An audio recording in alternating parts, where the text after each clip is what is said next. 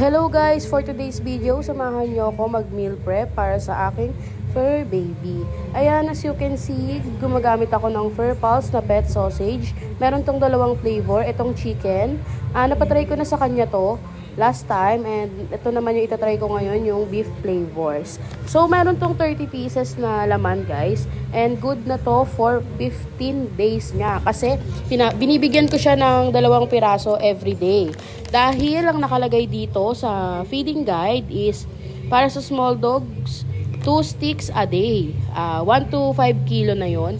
Medium dogs is 2 to 5 and large dogs is 5 to 10 sticks a day. Pwede rin to sa mga kitten guys and sa adult cats. Pwede yan. Pwede. Ayan, pinapakita ko sa video guys. Yung ginagawa ko guys, nilalagyan ko sa ilalim para kalkalin niya yung pagkain niya. Kasi minsan hindi nauubos ni Melo and ang ginagawa niyang diskarte dyan, yung nasa taas lang yung inuubos niya, tapos aalis na siya pagtapos. Ayan. Gandahan dito sa pet sausage na to, talagang naaamoy niya hanggang kailalim-ilaliman. Ang maganda rin dito guys, walang seasoning, real meat and low sodium, and ano na rin to, source na ng protein niya to guys. And may vitamins to mga sisay. Kagandahan dito is, ayun nga, sa mga picky eater na dogs, yun, di ako nahihirapan kay Melo kahit in-heat siya ngayon. Kasi nauubos niya yung food niya. 89 pesos each lang to guys ha. Take note. Then, meron silang pa-promo. Ilalagay ko dito sa ilalim yung link sa yellow basket. Nandyan yan guys.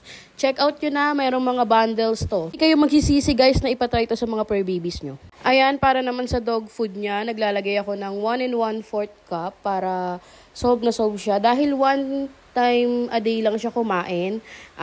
Dahil ayoko nang na-overfeed siya kasi nasasayang din yung dog food. And alam nyo naman guys, ang mahal ng dog food ngayon, hindi biro. Para ka nang nagpapalaki ng totoong bata.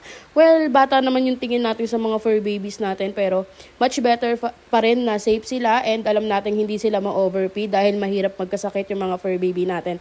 Ang mahal magpa-vet guys.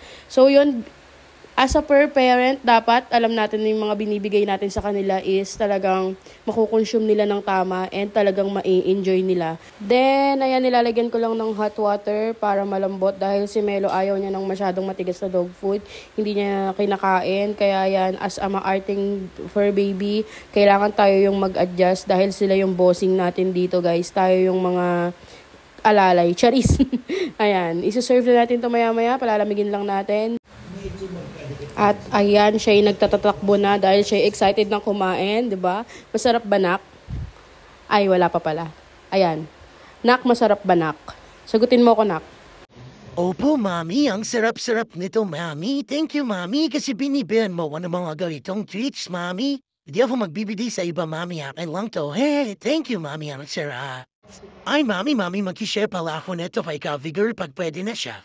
Okay, anak. So, yun guys, nagustuhan ni Melo, nagustuhan ng anak ko at isi-share niya to kay Coffee Girl na kanyang best friend. Yan, nasa yellow basket yung link. Bye!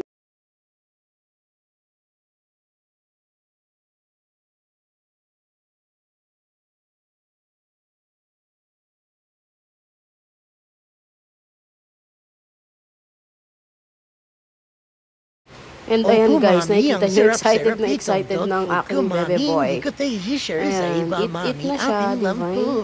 Gusto niya yan. Alam kong gusto niya. Guys, try nyo na to. Nagustuhan ng aking anak. Ang sarap-sarap daw, sabi niya. Okay na okay tong beef guys, nagustuhan niya. Nasa yellow basket ang link. Bye! Thank you!